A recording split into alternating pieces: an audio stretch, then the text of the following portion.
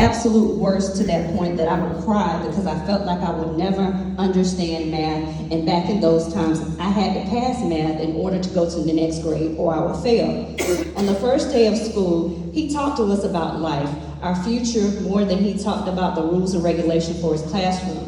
I knew he was down to earth and another cool teacher, but I still dreaded his class simply because it was math. And even though Mrs. Murphy was in there as well, the first few days of school, I would tell myself that math is going to be okay, and I will be okay. Preaching that to myself still didn't encourage me, but he did. He was very patient with us when teaching math, and I never saw him angry or agitated when having to go over a problem again because we didn't understand it. Every day walking into the classroom, he would start off with a speech about life and how to apply ourselves to be somebody one day, and then he would go on with the lesson. After a while, I didn't have to give myself the pep talk anymore because I was understanding math. And I started understanding on the first try without extra help and finally seeing some B's on my work instead of a high F or a low C.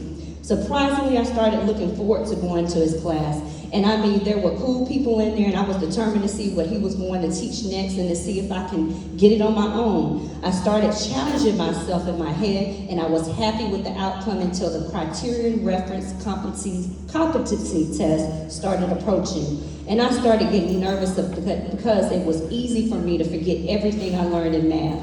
It didn't matter who the teacher was because on the big test like that, dealing with math, my mind would go blank. And as we were reviewing, he said, if everybody on my team passes math, he buys pizza. Now, I'm really determined because he's talking my language, and I also didn't want to be the one to fail and no one gets pizza. And I studied so hard for that math portion that my mom had asked me, what's wrong? And I said, I have to pass math so he can buy pizza for the team. And I told my mother, I don't want to work hard for the pizza, I just want to work hard for myself. And my mother told me I calmed down a bit and I continued studying for myself so I could understand it and not just memorize it.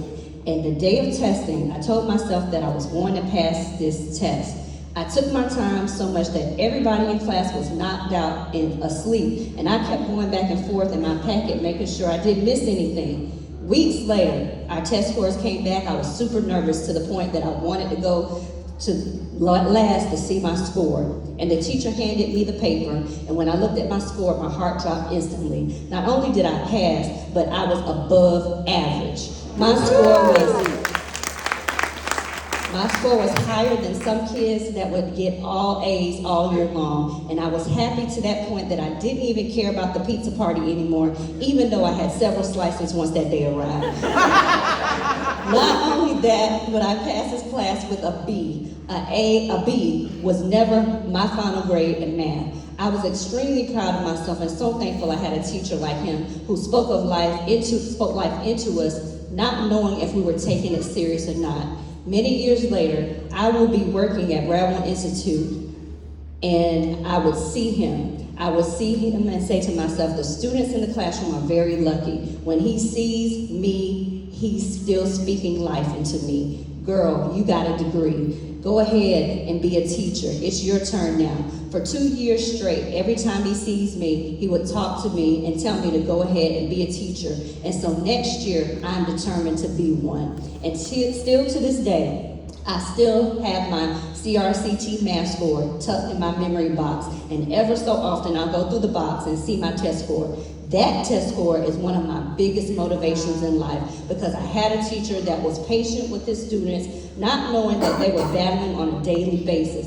It hurts me a little bit to see him retiring, and even though he still looks the same age he did 16 years ago, I pray he continues to be a motivator and speak life into people like he did with me. Mr. Smoke, I'm so honored to have you as one of my teachers in school. You helped me in more ways than I'm sure in this letter. Just being a great teacher and a great person. Enjoy your retirement and continue to do the work you were assigned on earth. Miss Precious Cook.